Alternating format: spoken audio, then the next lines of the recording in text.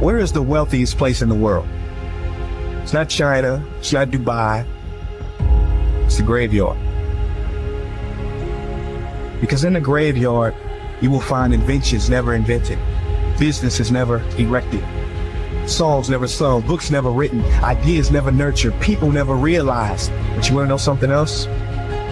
You're not in the graveyard yet. We get one life, and every passing moment, we will never get back again. The problem is, you think you have time. Stop wasting your life. How many hours a day you waste, or how many hours a week you waste. And the classic answer is something like 4 to 6 hours a day. You know, inefficient studying, watching things on YouTube that not only do you not want to watch, that you don't even care about, that make you feel horrible about watching after you're done. That's probably 4 hours right there. You know, you think, well, that's 25 hours a week. It's 100 hours a month. That's 2.5 full work weeks. It's half a year of work weeks per year. And if your time is worth $20 an hour, which is a radical underestimate, it's probably more like 50 if you think about it in terms of deferred wages. If you're wasting 20 hours a week, you're wasting $50,000 a year.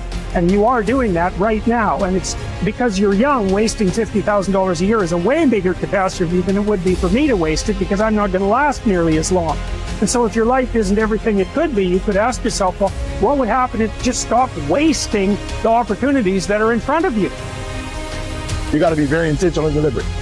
The stuff that you're dreaming about, the stuff that you want to happen, it's not going to happen by osmosis. Like, you got to get up and you got to go after it. And what the devil wants you to do, what the enemy wants you to do, is get distracted and focus on stuff you shouldn't be focusing on. He wants you to stay in bed. What he would love to do is for you to waste these next 2 or 3 weeks. People spend time waiting for when the time is going to be right. They're waiting for the pieces to fall into place. They're waiting for the planets to align. They're waiting for everything to be all set. It's not going to happen. You want to know when the time is right? The time is right now. All you have to do to kill procrastination is just start.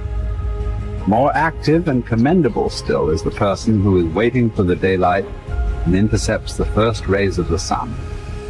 Shame on him who lies in bed dozing when the sun is high in the sky, whose waking hours commence in the middle of the day. You have to dedicate every breath, every ounce of energy, and every thought and effort that you possibly have in your heart to becoming what it is you want to be.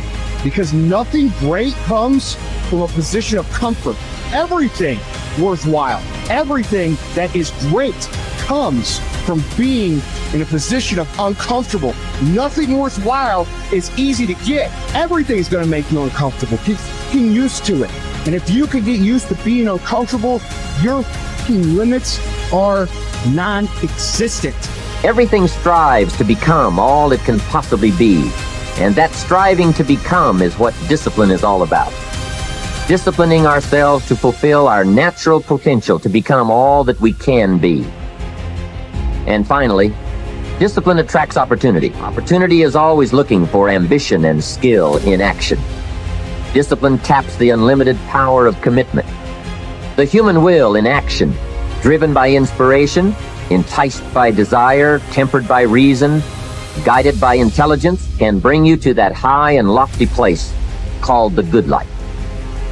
Discipline, those unique steps of intelligent thought and activity that put a lid on temper and a faucet on courtesy, that develop positive and control negative, that encourage success and deter failure, that design lifestyle and control frustration, that enhance health and curb sickness, that promote happiness and manage sadness. Discipline, the start and the continuing process that brings all good things.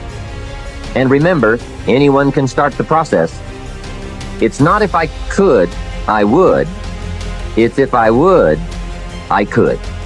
If I will, I can. So start the new process. You can begin a new habit no matter how small it is. Small isn't important. Whether or not you start and whether or not you continue are all that is important. And don't be deluded by an affirmation.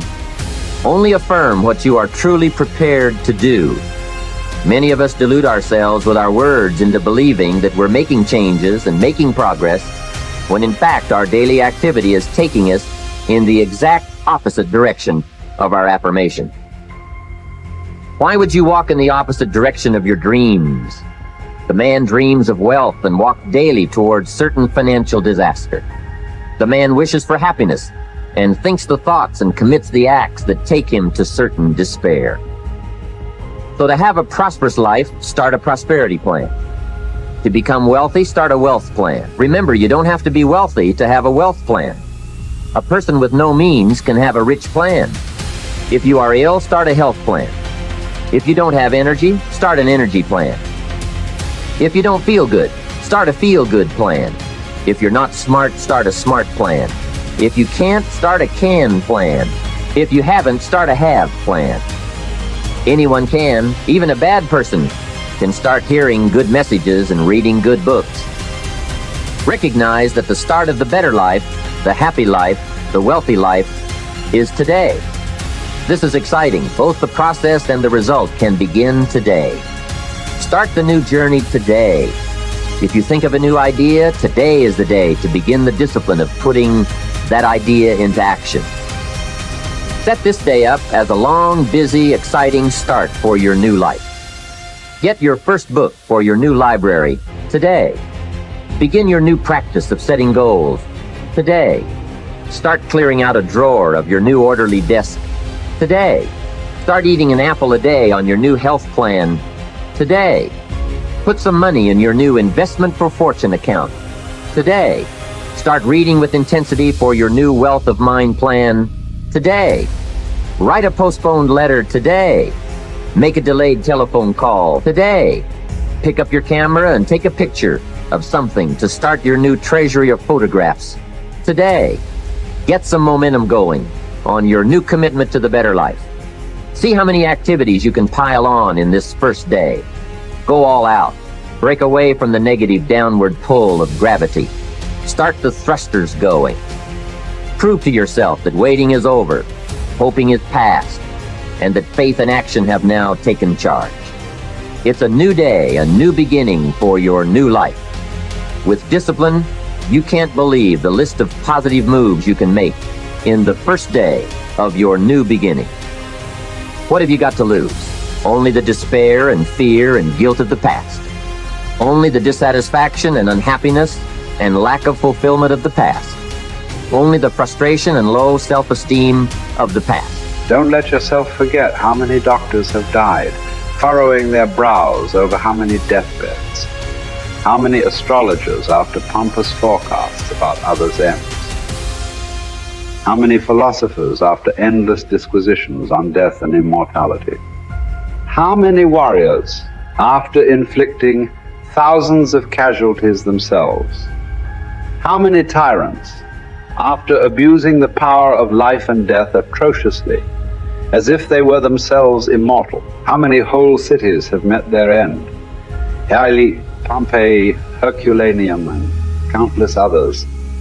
And all the ones you know yourself, one after another. One who laid out another for burial and was buried himself, and then the man who buried him, all in the same short space of time. In short, know this.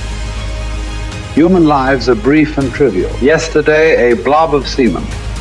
Tomorrow, embalming fluid, ash. To pass through this brief life as nature demands. To give it up without complaint.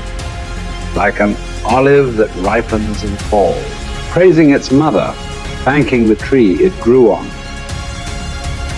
If you do the task before you, always adhering to strict reason with zeal and energy and yet with humanity, disregarding all lesser ends and keeping the divinity within you pure and upright, as though you were even now faced with its recall. If you hold steadily to this, staying for nothing and shrinking from nothing, only seeking in each passing action a conformity with nature and in each word and utterance a fearless truthfulness, then the good life shall be yours. And from this course no man has the power to hold you back. Soon you'll be ashes or bones, a mere name at most, and even that is just a sound, an echo. The things we want in life are empty, stale and trivial, dogs snarling at each other. quarreling children, laughing and then bursting into tears a moment later. Trust, shame, justice, truth, gone from the earth and only found in heaven. Why are you still here? Sensory objects are shifting and unstable. Our senses dim and easily deceived. The soul itself, a decoction of the blood, fame in a world like this is worthless. And so, wait for it patiently, annihilation or metamorphosis. And until that time comes, what? Honor and revere the gods. Treat human beings as they deserve. Be tolerant with others and strict with yourself. Remember, nothing belongs to you but your flesh and blood, and nothing else is under your control.